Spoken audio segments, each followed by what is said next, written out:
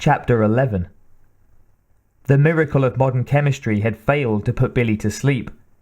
She added to the medicine the relaxation drill she'd learned in the hospital, but after 3 rounds of pleading for her muscles to relax, she was still awake. Mitch had gone. Where, she didn't know. And she didn't care. Right. Fuck this. Billy stood, exhausted, but past the point where she could drop off, washed her face and looked at herself in the small mirror over the basin. Her image stared back, hollow-eyed, her muscles taut with strain. When Wilkes had broken her out of the hospital, so long ago now it seemed, her almost ash hair had been shoulder length. The hair was still a pale brown, but she'd chopped it off short somewhere along the way. She couldn't even remember when she'd done that. During one of the post-sleep lethargies. If there were an omnipotent God out there somewhere who paid attention to what people did, he must have had one hell of a warped sense of humour.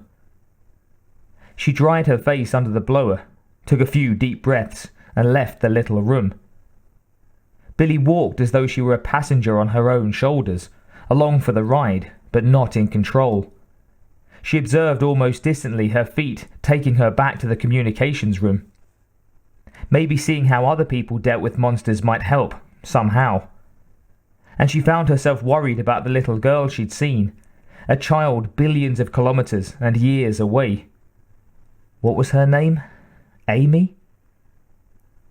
There must have been a shift change. A different tech was on the board when Billy arrived. A man this time. But he must have had his orders too. "And he said you were here earlier," he said. "Come on in." Billy nodded at the man and sat next to him. The images shifted on the various screens, sometimes people, sometimes test patterns, sometimes information blurring past so fast she couldn't begin to read it. A montage of humanity calling out to itself, electronically, sending its voices and pictures out to the invisible waves in the galaxy. Is anybody listening? Is anybody there?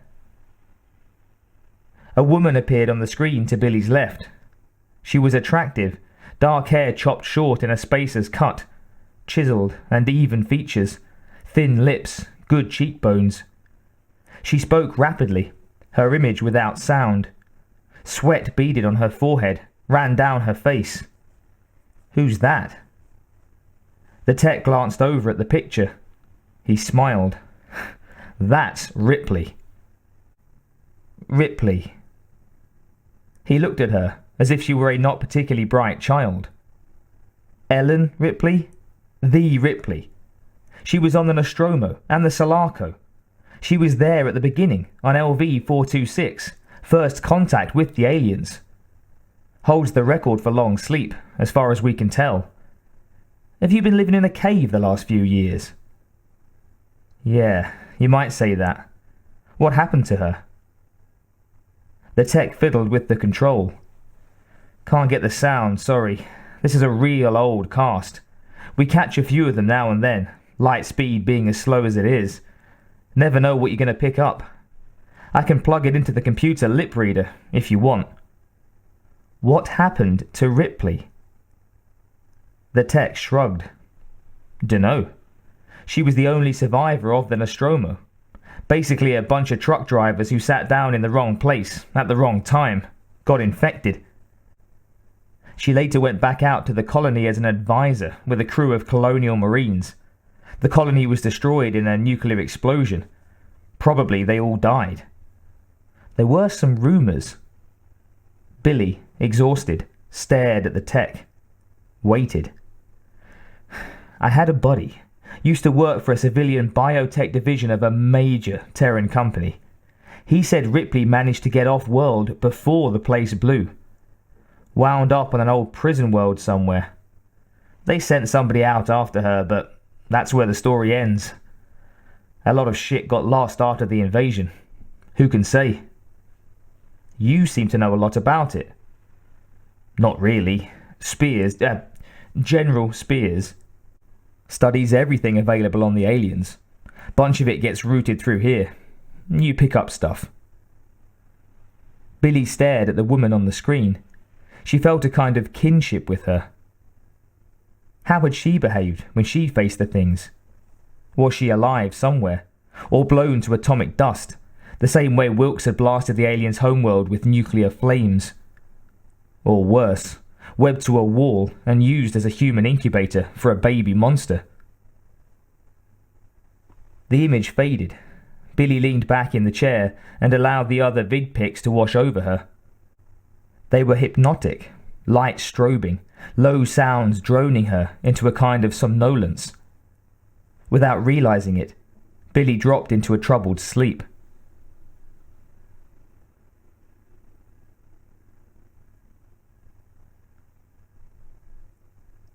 The glob of slime apparently marked Peterson somehow as the first target. He raised his carbine and started blasting, waving it back and forth, spraying a 10mm fan of steel-sheathed lead. The armor-piercing bullets sang as they struck the ceiling. The roar of the exploding propellant smashed against the ears of the three Marines, deafening them. Renus and Magruder brought their weapons up, but not in time. The things dropped from the ceiling, peeled away from the convoluted resinous bas-relief sculpture, invisible until they moved. The first alien fell on Peterson, slammed him into the floor, knocked his weapon away.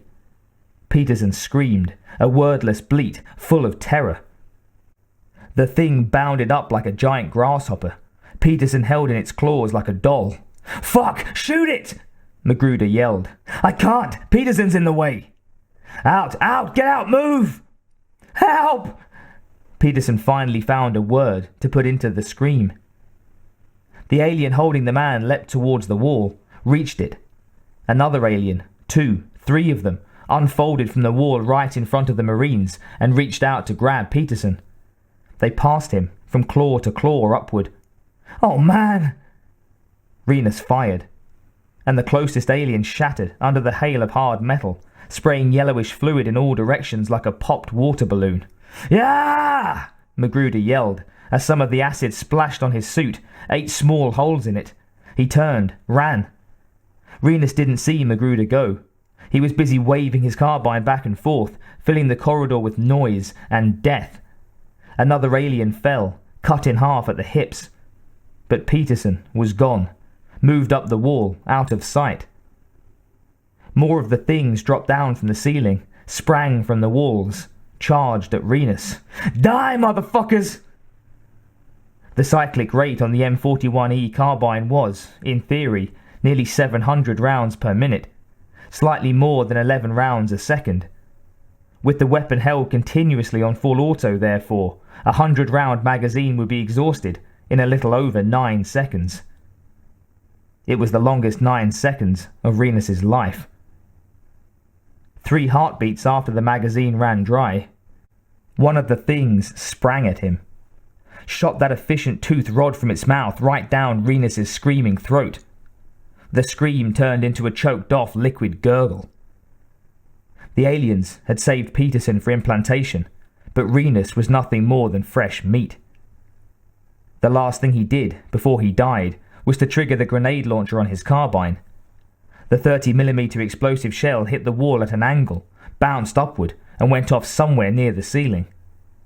The explosion washed the corridor with clean fire and deadly shrapnel. Magruder ran, driven by fear and adrenaline, the acid burns on his suit trailing acritic smoke. The blast wave hit him. He staggered, nearly stumbled, but kept on his feet. Ahead was a doorway marked Interior Life Support. Magruder reached the door, slapped frantically at the admit panel. The door slid open. He jumped into the room, pressed the closure control, held it until the door slid shut. Jesus, fuck! Safe. He was safe, for now. He had to find a way out of here, fast. He looked around frantically. Something clattered, a rattle of claws on a metal grate. Magruder looked up, saw one of the aliens overhead on an expanded aluminium mesh ceiling plate. Fuck! He snapped the carbine up and fired. 6 rounds hit the grate. Some of them got through to the creature. It fell. A puppet with its strings cut collapsed on the grating. Acid dripped, burned the grate, the floor beneath it, raising smoke and a stench. Magruder backed away from the acid rain, slammed into the wall. Something banged on the door. The thin metal dented inward as if it were no thicker than foil. Oh, man! A claw came through the wall and stabbed Magruder just above his left kidney. He lurched away from the pain, felt a piece of his back jerked out. He screamed wordlessly in pain. The shock hit him, and the blood spewed from the hole in his back. He stumbled through the pool of acid eating away at the floor. His boots began to smoke. His feet took fire, blistered, began to char. He dropped his weapon, pulled at his boots, burned his hands getting them off.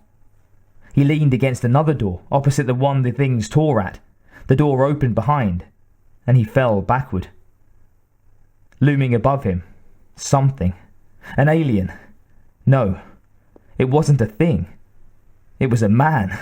Thank God. Then he saw it was Spears. The wages of treason are death, Spears said. He smiled.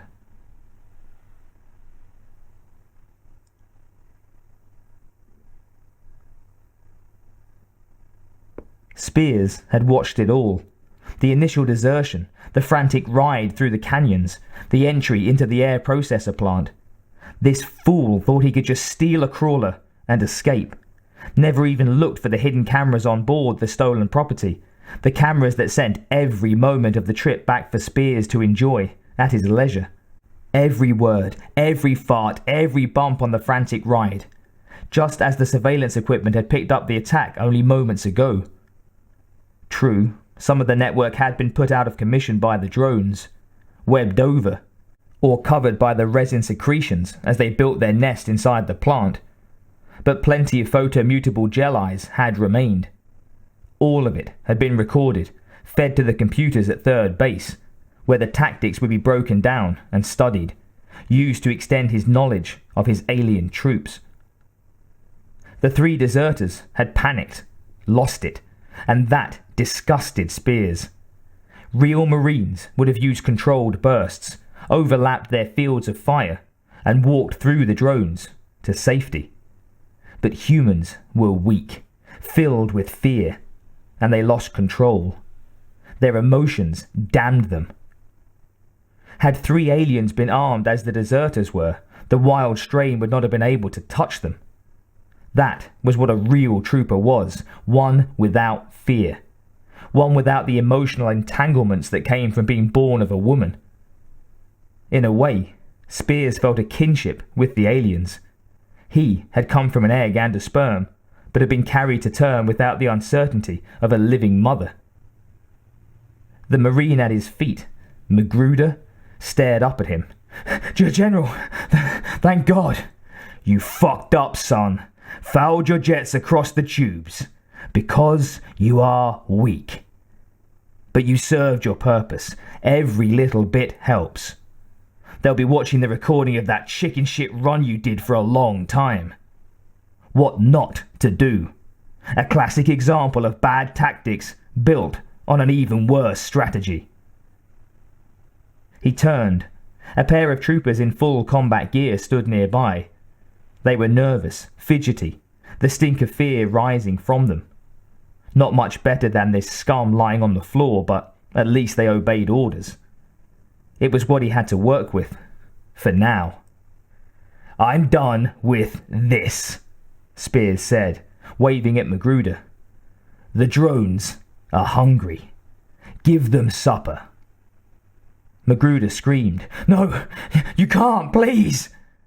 He struggled to rise. One of the guards opened the door. The aliens were about to break through into the next room. The walls shuddered under their blows. Please! Please! The two Marines shoved Magruder towards the door. He stuck his arms and legs out, trying to stop himself. Caught the door jamb with one hand. His fear gave him strength. He stopped. Spears kicked out with his boot and smashed Magruder's fingers. Magruder screamed as he slid through into the room.